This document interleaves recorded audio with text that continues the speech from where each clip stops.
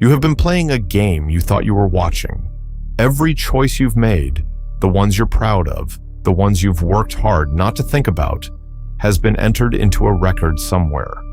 Not by a god, not by history, not by the people who are watching you, by you.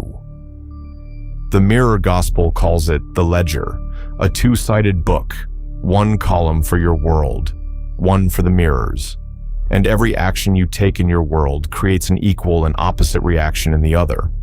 You don't get to decide if the ledger exists. You only get to decide whether you look at it. Most people choose not to.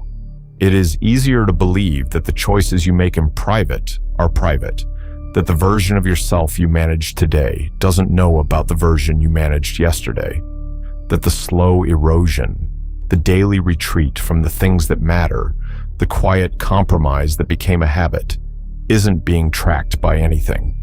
It is being tracked. The ledger is the living record of every moment you chose the full version or the diminished one. Think about the last year, not the highlights.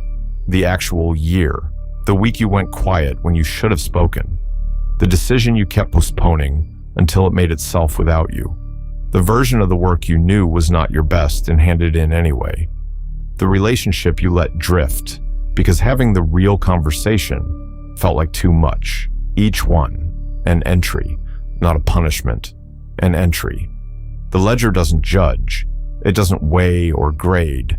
It records, and it records both columns. Here is what makes the ledger unbearable once you actually look at it, the opposite column. Every time you chose the smaller version, the safe answer, the managed performance, the life running at half its capacity, the mirror didn't stand still. It moved, not away from you, toward the version of the life you were leaving unclaimed. This is the two-sided game. When you retreat, the mirror advances. When you go quiet, it speaks.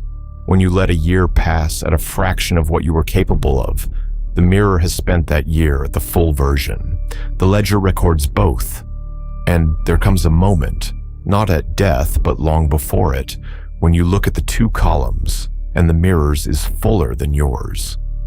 When the unlived version of your life has more in it than the one you have been living. That is not a metaphor. That is a measurable condition. You can feel it. The low hum of potential going to waste in a chest you never open. The talent you keep locked away until you get permission. The years spent making yourself comfortable instead of making yourself real. The Mirror Gospel does not ask you to sprint. It does not ask you to burn everything down and start again. It asks you to look at the book, honestly, to see which column you've been filling, to notice the entries you've been making without realizing you were making them, to understand that you have been in this game the entire time, whether you knew the rules or not. Because here is what the ledger shows you if you let it. You have more on your side than you have been spending.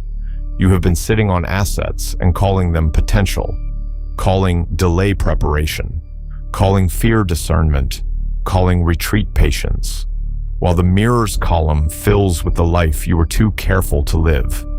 The book is still open, both columns still running. Every day the ledger updates, and every day you decide, consciously or not, which side fills. The mirror has been keeping score this whole time, not as your enemy, not as your judge, as the only honest account that has ever been kept of who you actually are. This is Gospel of Shadows.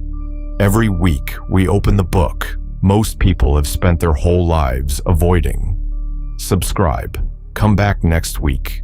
We are only just getting started, and the ledger is already running.